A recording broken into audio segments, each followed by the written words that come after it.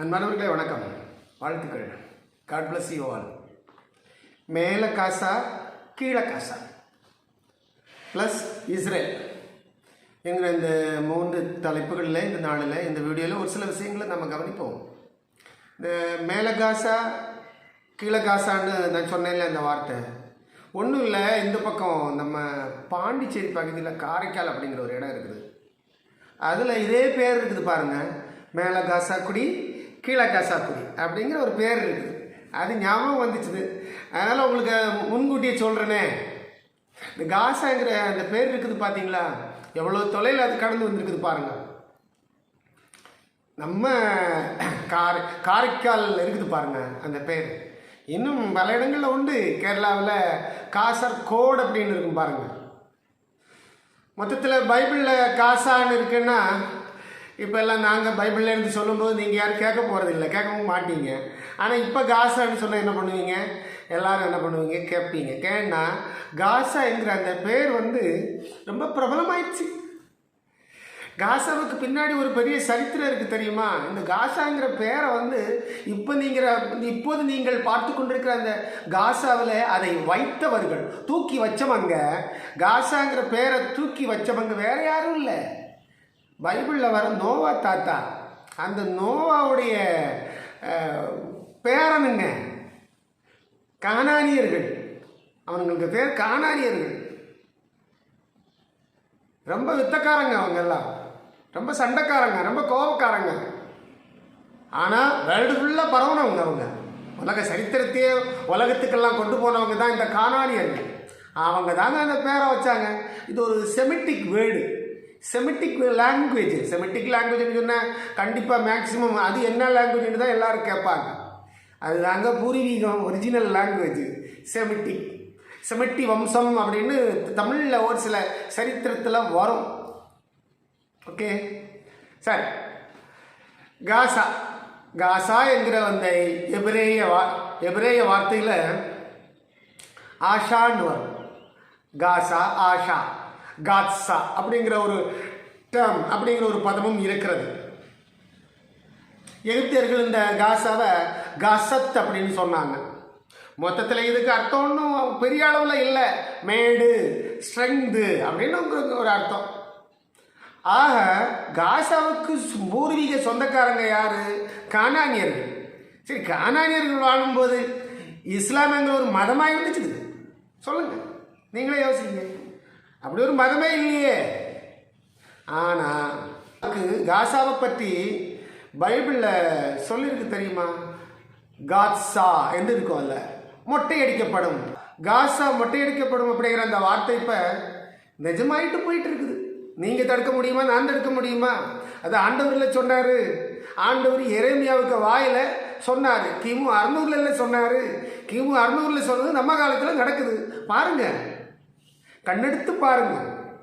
கொஞ்சம் இன்னும் கண்ணை நல்லா என்ன பண்ணுங்க, ஓப்பன் பண்ணி மனசை திறந்து பாருங்க. மொட்டை அடிக்கப்படும். எரேமியால சொல்லியிருக்கிறாரு. அவர் சொன்னது எவ்வளோ நிறைவேறி இருக்குது. அப்போ இது விடுமா என்ன? இது பார்த்தா நம்ம காலத்தில் நிறைவேறணும் போல இருக்குது.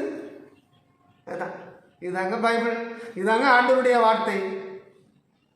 அந்த அக்டோபர் 2023 அக்டோபர் 7 அதிலிருந்து காசாவை ஆண்டவர் மொட்டையடிக்கணும்னு நினச்சிட்டார். ஏன்னா மேலையும் காசா, கீழையும் காசா. இப்போ இருக்கு பழைய காசா. அந்த கானானியர்கள் வாழ்ந்த காலத்தில் இருந்த காசா கிட்டத்தட்ட 350 கிலோமீட்டர் பரப்பளவு.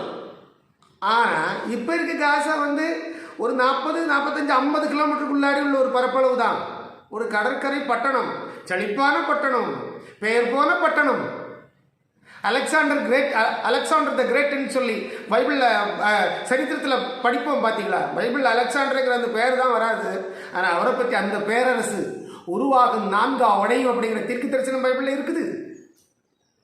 அது அதன் பிரகாரம் தான் சம்பவிச்சது. ஆனால் அலெக்சாண்டருடைய பிடியிலும் இந்த காசா தப்பவில்லை. அப்போ கிமு 333 அலெக்சாண்டர் அதை என்ன செய்தார்? வென்றெடுத்து அதை என்ன செய்தார்? அழித்தார் என்று சரித்திரம் சொல்லுகிறது. அதே காசாவை திரும்ப பாபுலோனியர்களும் பலமுறை அழித்தார்கள். அப்பொழுதெல்லாம் இஸ்லாம் என்கிற அந்த மதமெல்லாம் இல்லை. அது இப்போ தானே கிபி 600க்கு அப்புறம் தானே அது உருவாகி வருது. என்னதோ நான் இப்போ என்ன சொல்ல வரேன்னா, அக்டோபர் 2023 7லிருந்து காசாவுக்கு ஒரு தலைவலி உருவாயிடுச்சு, ஒரு வாந்தி மயக்கம் அதுக்கு பேர். அது உருவாயிடுச்சு. மயங்கி விழுந்து பைபிளில் சொல்லப்பட்ட பிரகாரம் மொட்டையடிக்கப்படும் அப்படிங்கிற அந்த வார்த்தையை அது நிரூபித்து கொண்டிருக்கிறது. ஐடிஎஃப் என்ன சொல்லுது? அதை அப்படியே இடித்து தரைமட்டமாக்கி நாங்கள் எடுத்துக்கொள்வோம், அது எங்கள் பகுதி தானே என்று ஐடிஎஃப் சொல்லுகிறது. இவங்களை யார் குழியை தோண்ட சொன்ன? இப்போ ஹமாஸுக்கு வேற வழி இல்லை. குழி வெட்டினவன் குழியில விழுவான். கிட்டத்தட்ட 150 ஹமாஸ் உள்ள இருக்கிறாங்க. அந்த பகுதி முழுக்க முழுக்க இஸ்ரேலுடைய கட்டுப்பாட்டில் இருக்குது. எல்லோ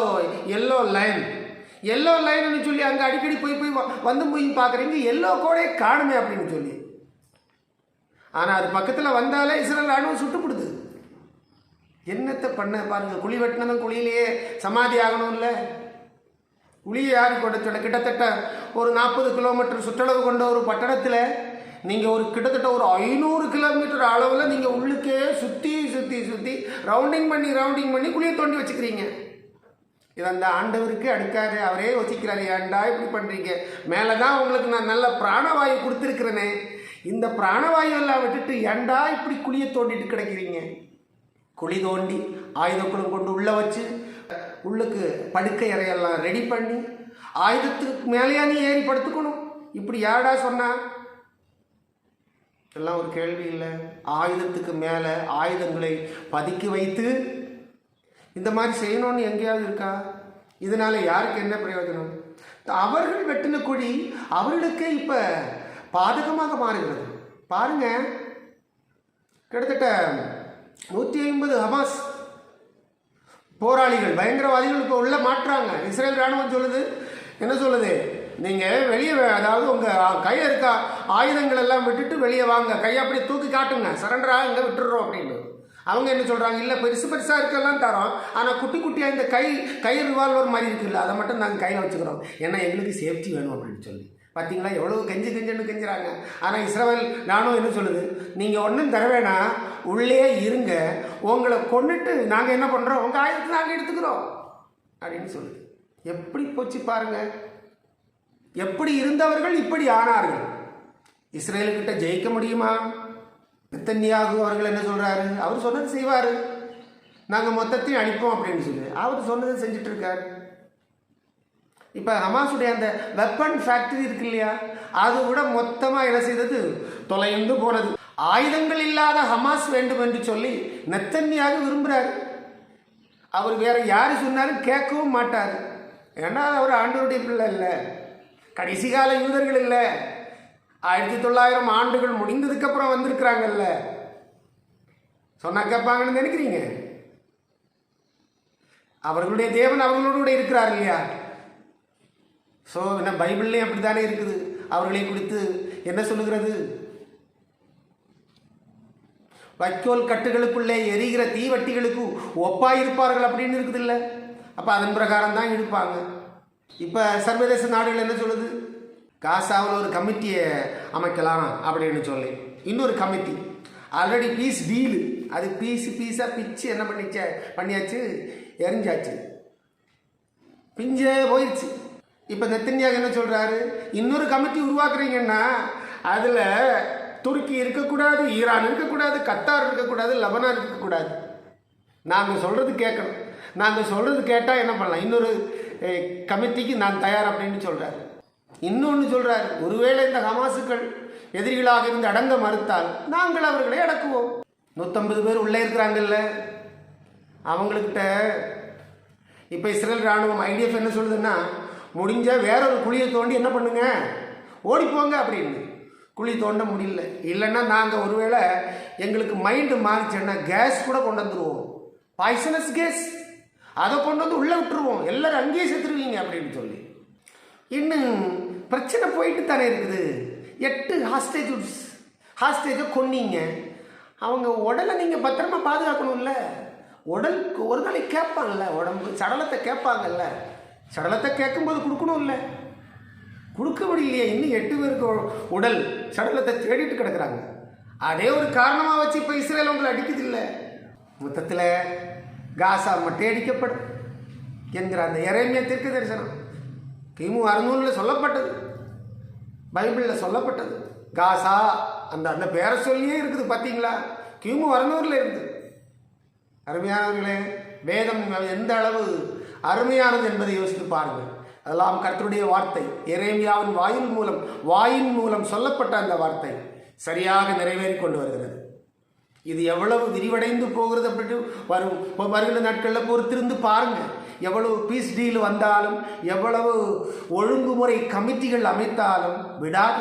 இஸ்ரவேல் தேசத்தில் அவர்கள் நினைத்த விஷயத்தை முடிக்காமல் இது விடாது. நம்ம பார்க்கத்தானே போகிறோம். பொறுத்திருந்து எல்லாருமே கொஞ்சம் யோசிச்சு பாருங்க, கவனிங்க. மேலே காசா, கீழே காசா, அது அழிவின் காசாவாக இருக்கிறது. அழகா மேலே இருந்திருக்கலாம். அதே இஸ்ரேல் தான் உங்களுக்கு பைப் லைனு, வேலை வாய்ப்பு, மின்சார வசதி இதெல்லாம் செஞ்சு கொடுத்தாங்களே.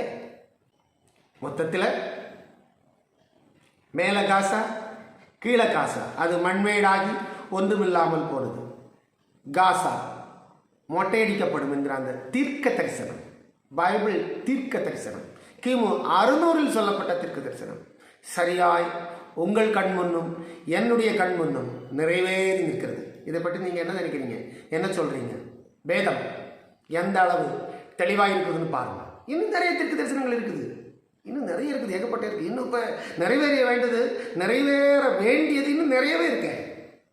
அதெல்லாம் நிறைவேறி வரும்போது உலகம் தாங்காது, உலகம் தாங்கவே தாங்காது.